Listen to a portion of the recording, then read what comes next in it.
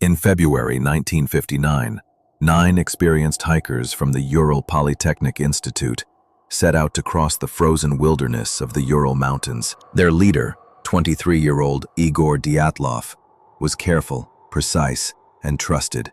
The expedition was meant to be the ultimate test of endurance and friendship. They sang songs, took photos, and wrote cheerful notes in their journals. Snow fell lightly over the forest as they pitched their final camp on the slope of a mountain called Coldest, the mountain of the dead. No one knows what happened next. When rescuers finally found the camp days later, the scene made no sense. The tent was still standing, half buried in snow, but it had been cut open from the inside. Their boots and clothes were still neatly placed inside. Bare footprints led away from the camp, fading into the dark forest below. One by one, their bodies were found scattered across the slope. Some were barefoot, others half-dressed in thin shirts, as if they had fled in panic. 2 were found by a dying campfire, their hands burned, skin blackened by frost.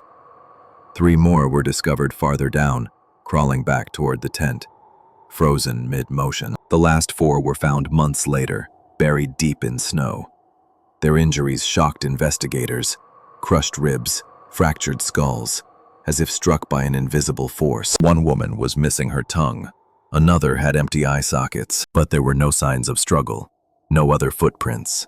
Their clothes showed traces of radiation. Soviet investigators searched for an explanation: an avalanche, a test missile, even wild animals.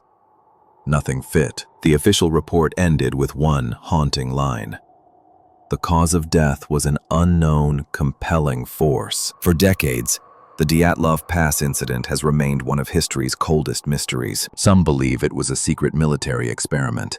Others say they were victims of panic, driven mad by the wind and darkness. But some speak of strange lights in the sky that night, a silent glow moving across the horizon, witnessed by people miles away. The truth still sleeps beneath the snow, somewhere on that lonely ridge. And every winter, as the wind howls across Coldest, it carries the same unanswered question: what really happened to the 9? File number 003. The Forgotten Files.